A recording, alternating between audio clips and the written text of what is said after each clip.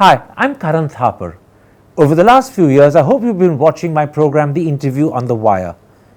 During that period, I've interviewed doctors, politicians, businessmen, scientists, authors, and even the occasional Nobel laureate. For me, it's been exciting.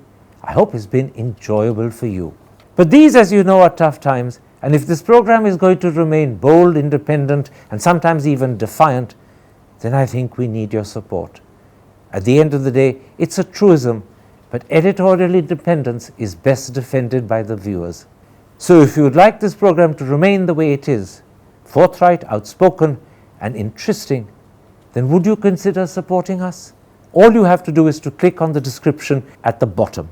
But more than anything else, I hope you will continue to watch the interview. Your viewership means an awful lot to me.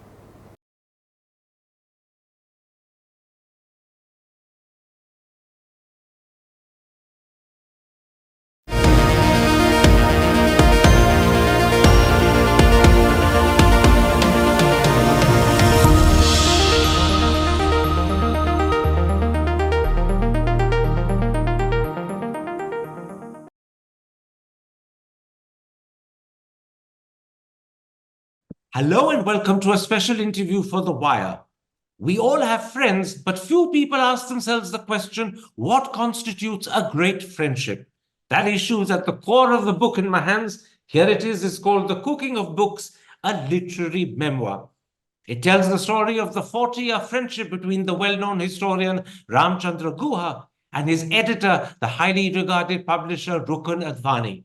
And as the book says on its back cover, in an author's life, the person next in importance to his or her romantic partner is his or her editor. Joining me now to talk about his 4-decade friendship with Rukun Advani is Ramachandra Guha himself. Ram Guha, this book, as I said, is about your 40-year friendship with the publisher Rukun Advani, and it draws heavily on your correspondence with each other. What prompted you to write this book? What led you to believe people would be interested in this relationship? Well, I think for several reasons, Karan. One is that it's based on correspondence. So it's letters written to one another allow you to express yourself freely, at length, reflectively, sometimes humorously, and they're recorded. So, if you have a friendship that is based on boozy lunches or watching films and cricket matches together or going for holidays, there's no record of it. So I had this physical written record. The second thing is that it's about the making of books. So, writers, publishers, readers will be interested in a book about the making of the books. The third reason is that editors are generally invisible and authors are the stars. You have a few memoirs written by editors. For example, Diana Ethel wrote a memoir called Stet, which is about how she published great writers like V.S. Naipaul. But there's virtually no book written by a writer about the editor he or she worked with. The fourth reason is that Rukun's letters, as you would have seen from reading the book, are literary gems. They sparkle with wit, humor, sarcasm, information, insight. And I think that adds, to the readability of the book. And certainly the early comments by people who've gone through it heartened me that I've done a wise thing by making this published in a kind of structured narrative, which is also not just a story of a friendship, but it's a story of the making of books. It's about the history of publishing. It's about changes in the Indian political landscape from the 1960s when we grew up to today. So, as I say early on in my preface, we both grew up in the age of Jawaharlal Nehru, and we are both going old in the age of Narendra Modi. So there's a wider landscape, political, intellectual landscape against which this book is constructed. There's no doubt that the book is about a lot of different things, but essentially, the book is about the character of your personal relationship with Rukun Advani, your agreements and disagreements going back all the way to the early or mid 1980s. In making this public, did you ever fear that you were being self-indulgent? I do say so in the preface, Karan. I was acutely aware about it. I say some people will see it as a self-indulgent celebration of elite male privilege. But I think that for the reasons I've already explained, I think it has a larger purpose and a larger meaning and a larger relevance. But Karan, every memoir is self-indulgent. It's called a literary memoir. India after Gandhi is called a history. Or if I write I've written books on other subjects, for example, on environmentalism or on very relevant and tribals. Now, there it's clear this is the historian or the biographer writing about other subjects, other themes, about larger historical processes, in which he is merely the witness, the chronicler, the documenter. But if you say a memoir, it is about yourself. So any autobiography, this is not really an autobiography. It's more about Rukun than me. It's a memoir of a friendship. But yes, that is true of any work of this kind, and I'm happy for it to be received as such. And on those terms. The interesting thing is that the two of you are very different personalities. Rukun Advani is a recluse. Mukul Kesavan once said of him that he doesn't like people. In contrast, you're outspoken, gregarious, and you love traveling. What attracted you to each other than the fact, as you say, that you're both Nehruvian Indians? Well, that says a lot. So we're interested in books, we're interested in ideas, we're interested in history, we're interested in how words are constructed, how paragraphs are shaped, how literary arguments take place. We have a shared, shall we say, moral sensibility. We detest fundamentalism. We believe in the pluralism, not just of ideas, but in a society that respects the diversity of language, caste, religion, sexual orientation. So we are not, all of that. We have a kind of shared liberal sensibility. We would like to see an end to suffering, or at least a mitigation of suffering. And we also have a shared sense of humor, as you can see there. And that's the first thing. Secondly, we differ in our professional roles. I am the writer, and I am the writer, and he is the editor. So it's like a relationship, shall we say, between an actor and a director in a film. The director is behind the scenes dictating what the actor does, and the actor is in front of the screen. And of course, unlike in publishing, the director gets credit, not as much as the actor, but here the editor is completely invisible. He's not seen. Sometimes his name is not known. So our roles are complementary and collaborative. So as we go into the making of the book, finally, as I said, this friend, as you say in your question, the fact that despite all that we share, in terms of our intellectual and literary temperament, despite the fact that our roles are complementary, so we need one another. The publisher needs the author, and the author needs the publisher. Yet we differ in our personalities, and that makes it more attractive because we also disagree. And finally, I'd say that this book and this friendship was only possible because we were rarely in the same town for the same length of time, because otherwise we'd rub against one another. I'd ask Rukun to meet me more often than he was willing to. He'd find me too abrasive, too in your face. And the fact that we live so far away and this relationship is mostly conducted by correspondence has kept the friendship going. Now, 10, 15 years ago, Rukun Advani effectively cut himself off from the world. He retreated to Ranikhet, and as you write, your correspondence started to slowly dry up. And he did not welcome phone calls. Often emails, you say, went unanswered. How has he responded to the fact that this book has now pretty effectively drawn him back into the public light? Well, there are two things. One, I think the book is done with his permission. Of course, it's written by me, and I've got comments from many people, hardly any from him, though he has occasionally asked me to cut a paragraph in a letter of his, or to, change a sentence here and there. It's appeared under my name. It's with his consent. However, it's with his consent. And he's quietly happy. He sent me a charming letter saying, this is the longest thank you note an editor has ever received. But he, at the same time, he will stubbornly refuse to be seen in public. So I've been speaking about this book. I spoke about this book in Chennai, in Trivandrum, in Bangalore. I'll be speaking about it in Delhi. And everywhere, people are so intrigued by this man, whose editorial genius has been known. He's published some of the great historians and social scientists of our time. I mean, Ashish, people like the Subaltern Study School, Partho Chatterjee, Nija Jayal, Romila Thapar, Jean Drez, Yogendra Yadav, have all been, Srinath Raghavan, have all been published by him and expressed their admiration for him in their acknowledgements. So once my book has come out about this brilliant and famously reclusive editor, people have thought he'll appear on stage with me, because that's what usually happens. You have literary festivals where the editor is with the author, talking up the author, saying, this is my author, that's how great he is, these are the books he's published. And I'm so privileged to have played a humble, small part in the making of this great man. And on the other hand, here am I talking about the absent editor and talking him up, right? And so people have come hoping that Rukun might actually show up. They might see this Yeti, this elusive snowman, but he's in the mountains like the Yeti and they will never come. So he will resolutely refuse to appear on stage with me, not do a Zoom interview with you or anybody else, not answer letters by publishers or by, shall we say, magazines that want to carry an excerpt from my book, want a photograph of his, because the photographs of mine are quite easily available. He will not reply to their mails.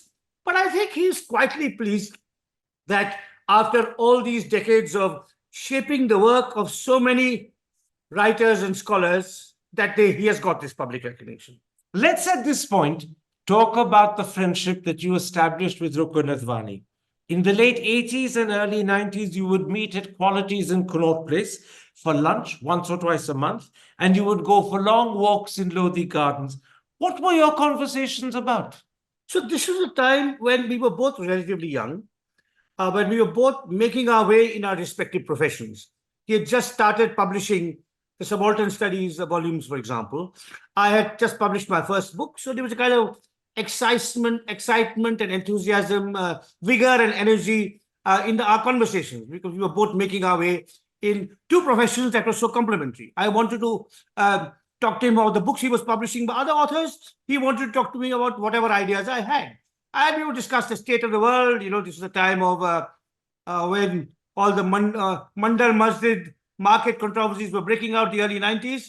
And of course, we are both vegetarians, so we like qualities. They're one of the nicest, qualities, Karan.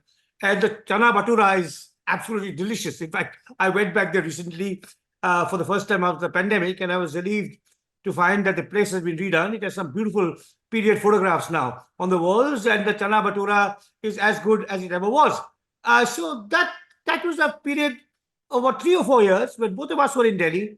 For about roughly once a month, we would have these conversations. Now, as you grow older, you write, and I'm quoting you, the personal element remained secondary to the professional element. When it came to improving a piece of prose, any piece of prose, it was always Rukun I turned to first. What impact has Rukun Advani had as an editor, first on your work, and secondly, on your development as an author? In a word, colossal. As I describe in the book, well, I did a PhD in Calcutta, and I thought at most I would get 1 or 2 specialist research papers out of it published in scholarly journals. It was Rukun who read my dissertation and said it has the makings of a book. So I would not have been a published historian had it not been for Rukun. When we were at university back in the 1970s, Rukun was a brilliant scholar and I was a cricketer. And when we reconnected many years later and became author and publisher, he remembered my cricketing past and he wrote me a letter, which is again quoted in the book, saying, why don't you write a sociology of Indian cricket? People have just written adulatory books on cricketers, but no one has investigated the politics of the game, the marketing of the game, the social background of the cricketers and how this has changed over the years. It has become more democratic. People from our working class backgrounds have joined, the behavior of the crowd. And all that went into the making of my book, A Corner of a Foreign Field. So without Rukun, I would have never thought of converting my love and passion for cricket into a literary artifact like a book. It's also Rukun who made me a biographer. So I owe a colossal debt to Rukun. So if this is a thank you note, it's been a long time coming and it's richly deserved. There's a very moving passage in your book which reflects what you're saying, and I'm going to read it for the audience. You say, had I not met Rukun Advani, I would probably not have become a published author. Had he not befriended and guided me, my move from social history to biography would surely have been more tortured and less satisfying. Had I not had Rukun to instruct and encourage me, I may never have thought of writing books on cricket. What you're saying is that if it hadn't been for Rukun Advani, the Ramachandra Guha who we know, we read, we love, might never have happened. That's my deeply held belief, though of course Rukun contests it. He says I'm sentimental, I'm excessively effusive in my thanks, and some other editor would have found a young, hardworking author brimming with ideas and converted those ideas into publishable books. But I don't think so. I think Rukun is very special and unique, and perhaps not just in the Indian context. As an editor who has a sharp historical and sociological mind with a real feel for good prose. So that paragraph, I believe, is absolutely factual and true. Without Rukun, I would never have become all of those things, and hence, hence this book. Tell me, what becomes very apparent as one reads your book is that Rukun Advani had a fairly substantial role to play in the making of your well-known and much-loved biography of Verrier Elwin. How much of that work do you owe to him? Well, Karan, a great deal. Of course, I had heard of Elwin well before I befriended Rukun Advani. I was intrigued by his character, his work, his eccentricities, his prose, his personal life, and I wanted to write about him. And Rukun was happy to publish a book I wrote on Rukun. But the first 2 or 3 drafts of that book were so stiffly sociological and so jargon written that they had to be completely recast and rewritten, bringing the human being into focus. Elwin's relationships, his emotions, his struggles, his intellectual rivalries, his personal rivalries, his complicated relationship with his family, how he was torn between England and India and what that meant to him, struggling between 2 nationalities and 2 cultural identifications, how he became a devotee of Gandhi and then rejected Gandhi. All of this I was unable to do in these drafts because I was still accustomed to writing as a sociologist about broader historical processes, about the conflict between the peasants and the state, about the impact of technology on politics, things like that. And it took Rukun, who was a scholar of literature with a PhD in literature from your old university, Cambridge, to loosen the biographer, to make him read more widely in literature and cultural studies and biographies about writers in other countries. And hence, as I've described in this book, it went through 6 or 7 drafts, each of which was somewhat better than the last one. And each draft came back with meticulously detailed comments from Rukun as to how to improve it further. So that book on Elwin would not have been the finished product it is had it not been for Rukun. And had Rukun not guided and nurtured me in the craft of biography, I would never have dared to take on, much later and on my own, a subject as colossal as Gandhi. One last thing I'd say about that book on Elwin. There's a letter quoted in the book, Karan, you remember, where I say, when the book is published, and I'm expressing my gratitude to Rukun, that the book is out, and also my relief that after 20 years of struggling with Elwin, I had got him out of my system. I say, one thing must remain a secret between you and me. There's a sentence in the book which describes something that Elwin had written as a cross between a poem by Larkin and Handel's Messiah.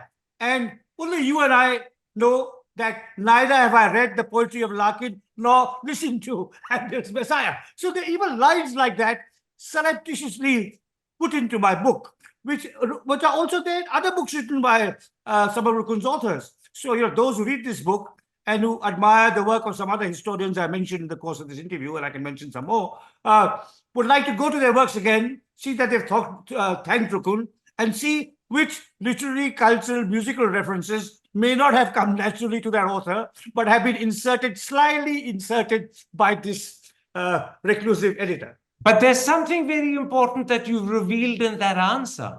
The hand that shaped the great biographer that you have become was actually Rukun Advani's hand. Yes. Though, of course, I don't want to... it was it shaped the end product. Of course, the research was done by me. I had to go to those archives. Rukun had neither the patience nor the temperament to dig up all that material. The first drafts were written by me, but the shaping, the editing. And that's crucial. And that's true of many, And that's always the hidden hand, the invisible hand that virtually never gets recognized in literary histories or memoirs or studies of publishing. And that's why I wanted to write a whole book about my editor. But there were times when, in fact, he tried to shape you in directions where he was perhaps misunderstanding you. I gather in 1995, Rukun Advani suggested that you should try your hand at writing novels. You say you were so in awe of him that you accepted your effort was called Ratenden Road, but you were thoroughly disillusioned with it and you tore up the manuscript. Of this, you write, I do not regret this, and surely my readers regret it even less. What was wrong with Ratenden Road? Well, it was, you see, someone once called a biographer an artist under oath. An artist, but absolutely under oath. A biographer cannot make up incidents, can't put dialogue in the mouths of his characters. It all has to be documented, which he then reshapes, in an attractive and elegant way. A novelist has to imagine landscapes. I have no visual sensibility, even though I'm married to a designer. I can't put down in words the room I'm in, the posters, the books, the cupboards, the mess of papers, the CDs all over the place. I can't do it. Right. Now, and so I have no visual sensibility and I can't invent dialogue. And those two elements are critical in being a good novelist. I could possibly have written a novel, got it published on the strength of my reputation, but it would have been utterly unmemorable. And Rukun was mistaken in thinking that I could ever be a novelist. It was just, it was on his part, sentiment and affection that thought the historian and biographer could become an accomplished novelist. But Rukun Advani was a person with some very, very perceptive comments to make about human beings and politicians in particular. In 2013, you wrote a piece on Narendra Modi just before he became Prime Minister. You sent that particular essay to Rukun Advani for his comments. And amongst the things he wrote, this is what he said. Modi's voice betrays his authoritarian streak more straightforwardly than anything else that he does. Anyone who has heard him speak in public instantaneously recognizes that he is a fascist of thoroughbred pedigree. You only have to listen to Modi for 15 minutes to know this is a man who will remove anyone who comes in his way. That is certainly the way Mr. Modi has been perceived by people after he became Prime Minister. Rukun Advani spotted this a whole year earlier, and from the timbre and quality of Modi's voice. That's quite an amazing perceptiveness. It is. He is a very brilliant and perceptive man, and he himself would have made a very gifted writer and of fiction and of non-fiction. He used to write a bit and then he completely stopped writing, and he reserved his insights, his analysis, his wisdom for his private letters. But it is both perceptive and prescient, because he saw this in Modi several months before he became Prime Minister. And of course, it's become so starkly visible with every year that he's been in office. And I say again in that exchange, when I reproduce Rukun's letter, that I reproduce how that paragraph appeared in my article in the Hindu. And I say, here is the latest example of Rukun Advani masquerading as Ram Guha. That's what I say. Yes, yes. Now, Ram, it wasn't just the content of your books that Rukun Advani helped shape. There were times when he gave you extremely good advice in terms of literary style. He once told you, the need to sound authoritative is an academic ailment which should be replaced by the subtler desire to sound tentatively certain. Have you learned to be tentative? I think more in my books than in my columns, Karan. So I think that would be the honest answer. My columns are perhaps too assertive, too direct, too polemical, but certainly in my books it's more nuanced, it's more subtle. And there's a light, even in my columns, there's a lighter touch, I write so that to be intelligible. And that is partly because of the guidance I received from Rukun in my early years as a writer. I mean, when you read me, you don't think this is a solemn professor, telling you that he's read all the literature and he knows all the, the buzzwords and the jargon. So, yeah. So, yes, I think I have learned to write in a clearer, more accessible, more engaging way.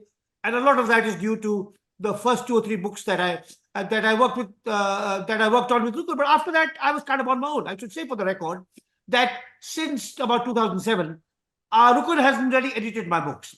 So he did not edit India After Gandhi. He did not edit my Gandhi biographies. He barely edited this book.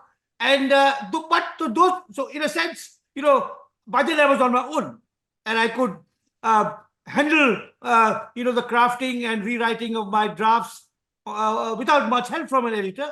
But that crucial training in the 90s enabled me to do the work I did then and have done since. Now, one of the most engaging exchanges between Rukun Advani and yourself was over Shashi Tharoor. Rukun Advani compared Tharoor, and I'm quoting, unfavorably to other novelists from St. Stephen's, whilst you write that Tharoor was charming and outgoing, but from the start ferociously ambitious. You say Shashi wanted to make a mark in the world quicker and more dramatically than any Stephanian or perhaps any Indian before him, and indeed Rukun Advani compared him to Macbeth with vaulting ambition. I get the feeling neither of the two of you approve of ambition, and very possibly neither of the two of you like Shashi. The latter is not true. We obviously are ambivalent about excessive narcissism or in-your-face ambition, whether on the part of a writer or a politician or a musician or a film star. But there's a letter from Rukun where he says about Shashi, he's personally decent and absolutely secular. So we have some affection for him.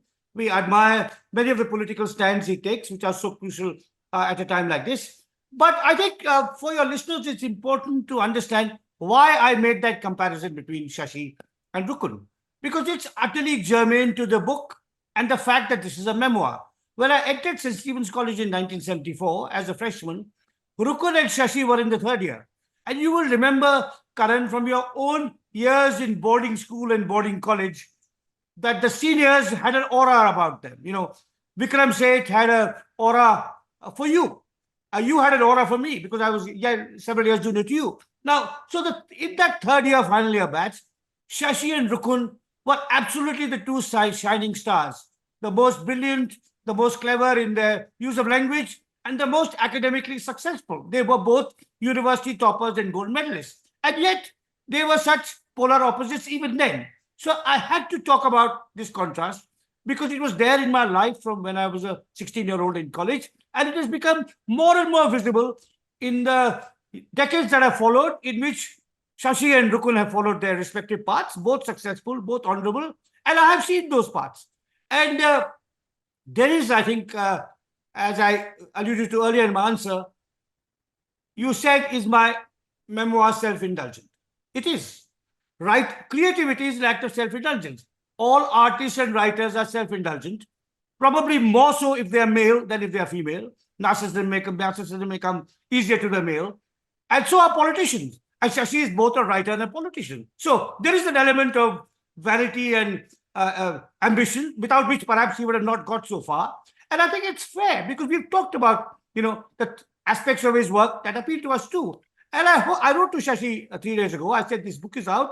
I don't want you to hear from other people that there's some critical remarks about you. And I hope you will take it in the spirit in which they're offered. Because Rukun and Shashi are two equally brilliant individuals whom I saw at the first time as a young freshman. And I've seen their careers develop over the last 50 years in two very different directions.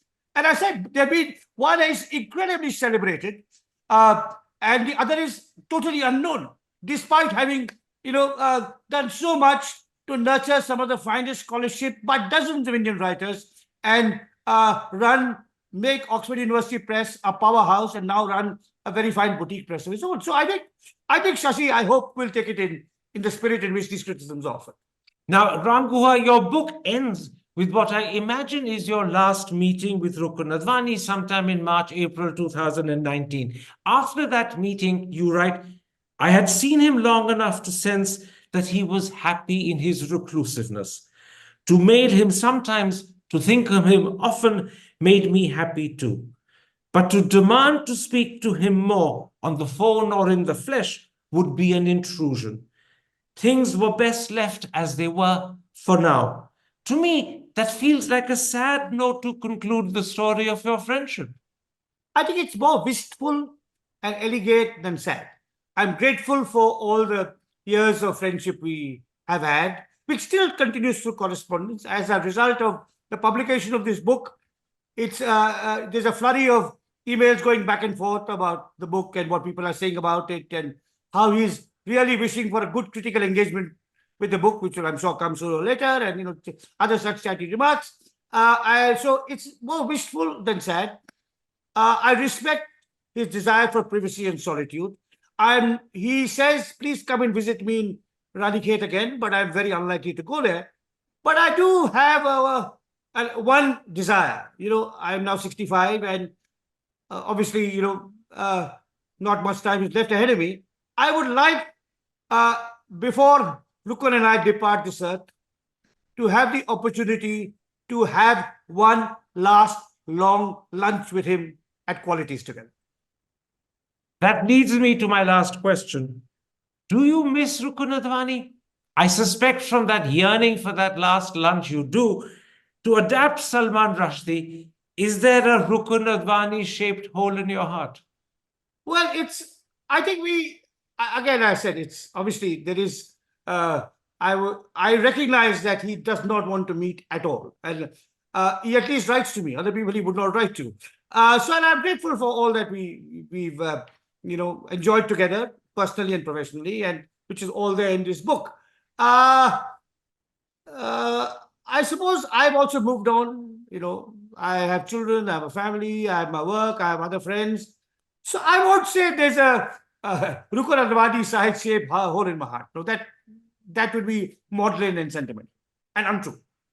Ram Guha, thank you very much for a fascinating interview. Thank you, Karan. Thank you. Hi, I'm Karan Thapar. Over the last few years, I hope you've been watching my program, The Interview on the Wire. During that period, I've interviewed doctors, politicians, businessmen, scientists, authors, and even the occasional Nobel laureate. For me, it's been exciting. I hope it's been enjoyable for you. But these, as you know, are tough times, and if this program is going to remain bold, independent, and sometimes even defiant, then I think we need your support. At the end of the day, it's a truism, but editorial independence is best defended by the viewers. So if you would like this program to remain the way it is, forthright, outspoken, and interesting, then would you consider supporting us? All you have to do is to click on the description at the bottom. But more than anything else, I hope you will continue to watch The Interview. Your viewership means an awful lot to me.